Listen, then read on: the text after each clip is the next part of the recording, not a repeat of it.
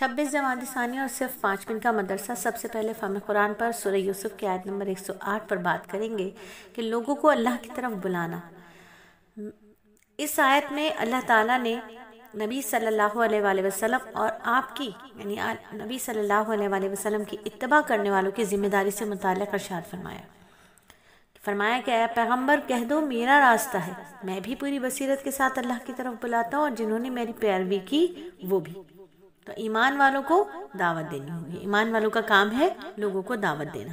تو آیت میں اشارہ ہے کہ داعی جو اللہ کی طرف بلانے والے ہیں ان کو مہارت ہونی چاہیے کہ وہ حق بات سمجھا سکیں، موقع شناس ہو، مردم شناس ہو، موقع محل اور مخاطب کا مزاج دیکھ کر ایسی بات کریں جو اس کے لیے مفید اور ہدایت کا ذریعہ بن جائے۔ داعی جو ہوتا ہے وہ خود اللہ تعالیٰ کی ذات و صفات کو پہچاننے والا اور پختہ یقین رکھنے والا ہو۔ تو جو شخص بھی رسول اللہ صلی اللہ علیہ وآلہ وسلم کی اتباع کا دعویٰ کرے اس پر لازم ہے کہ اللہ کے رسول والی دعوت کو لوگوں میں پھیلائے اور قرآن کی تعلیم کو عام کرے۔ دین کی بات دوسروں تک پہنچانا ہے۔ حدیث کا مفہوم ہے پہنچا دو گرچہ میری طرف سے ایک آیت ہی کیوں نہ ہو۔ حدیث سے امت کو تعلیم دے دی کہ اگر کوئی چھوٹی سی بھی بات معلوم ہو جائے نا نیکی کی وہ دوسروں کو بتائی جائے۔ ظاہر مختصر سی حدیث ہے لیکن مفید ہونے کے اعتبار سے بہت وسیع معنی رکھتی ہے۔ جیسے ایک چھوٹی سی حدیث ہے کہ جو خاموش رہا وہ نجات پا گیا۔ دوسری مختصر احادیث جو وسیع معنی رکھتی ہیں، کتنی چھوٹی سی بات ہے لیکن کیا وسیع معنی رکھتی ہے۔ تو حدیث کا اصل مقصد علم کو پھیلانے کی ترغیب دلانا ہے، جہاں تک ہو سکے علم کے پھیلانے اور دین کی بات کو پہنچانے میں کوشش کرنی چاہیے۔ ہو سکتا ہے کہ جس بات کو دوسروں تک پہنچا رہے ہیں اگرچہ وہ مختصر ہے مگر کیا تعجب کہ اس مختصر سی بات سے اس کی دنیا اور دین دونوں بن جائے اور راہ ہدایت کو پالے۔ اس کے نتیجے میں نہ صرف یہ کہ ایک آدمی راہ ہدایت پر لگ جائے گا، اس کی وجہ سے ہمیں بھی اجر ملے گا، نیکیاں ملیں گی۔ تو ہم بھی تو یہی کہتے ہیں 5 منٹ کا مدرسہ سب کو بھیجا کریں، سب کو بھیجا کریں۔ پتہ نہیں کس کی وجہ سے ہمیں آخرت میں بڑی فلاح مل جائے، کامیابی مل جائے۔ تو یاد رکھیے کبھی کبھی چھوٹی سی مختصر بات بھی نا آدمی کے لیے ہدایت کا باعث بن جاتی ہے۔ جب تک وہ نیک عمل کرتا رہے گا بتانے والے کو بھی اجر ملتا رہے گا۔ تو نبی صلی اللہ علیہ وآلہ وسلم کی امت جو ہے اس کو یہ کام دیا گیا ہے، نبی کی اتباع کرنے والوں کو یہ کام دیا گیا ہے کہ وہ یہ بات آگے تک پہنچائیں۔ نبی صلی اللہ علیہ وسلم کا لایا ہوا سارا کا سارا دین امت کے ہر فرد تک پہنچائے۔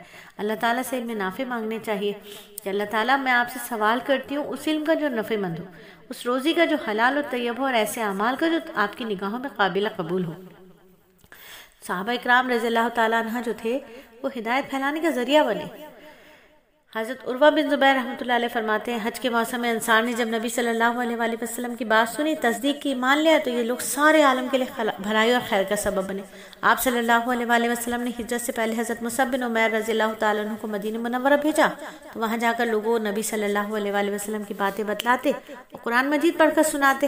اس طرح وہ مقری کہلائے، دعوت کے کام میں لگے رہے، یہاں تک کہ اللہ تعالیٰ نے کئی لوگوں کو ان کے ہاتھ ہدایت دی۔ انصار کے ہر گھر میں کچھ نہ کچھ لوگ مسلمان ہو گئے، ان کے سرداروں نے اسلام قبول کر لیا، بت توڑ دیے۔ رسول اللہ بھی جب مدینے میں پہنچے بھی نہیں تھے لیکن آپ کے تذکرے گھر میں ہونے لگے۔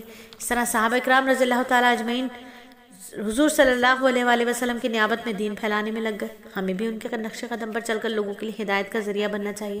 ہم اپنے محلے کی تعلیم، گشت، مشورے میں جڑے، اپنے محلے والوں میں پڑوسیوں کی فکر کریں، ان کو بھی نرمی محبت سے نواز اور دین کی دعوت دیں۔ تو انشاءاللہ دین کا کام ہے، دعوت و دین کا کام ہے، ڈرتے ڈرتے کرنا ہے اور کرتے کرتے مرنا ہے۔ انشاءاللہ اللہ سے دعا ہے کہ اللہ ہمیں دیر دور کے لیے قبول فرما لے، زندگی کے آخری سانس اور دنیا کے آخری کونے تک کے لیے قبول فرما لے۔ اللہ سلیس آن لائن اکیڈمی کو فرش سے عرش تک، مشرق سے مغرب تک، شمال سے جنوب تک کی وسعتیں، برکتیں اور نور عطا فرما دے، اور اس سے نکلنے والے، اس ادارے میں پڑھنے والے، اس ادارے سے جڑنے والے ہر شخص کو دنیا کے آخری بندے تک کی ہدایت کا ذریعہ بنا دے، مجھ سمیت۔ آمین ثم آمین۔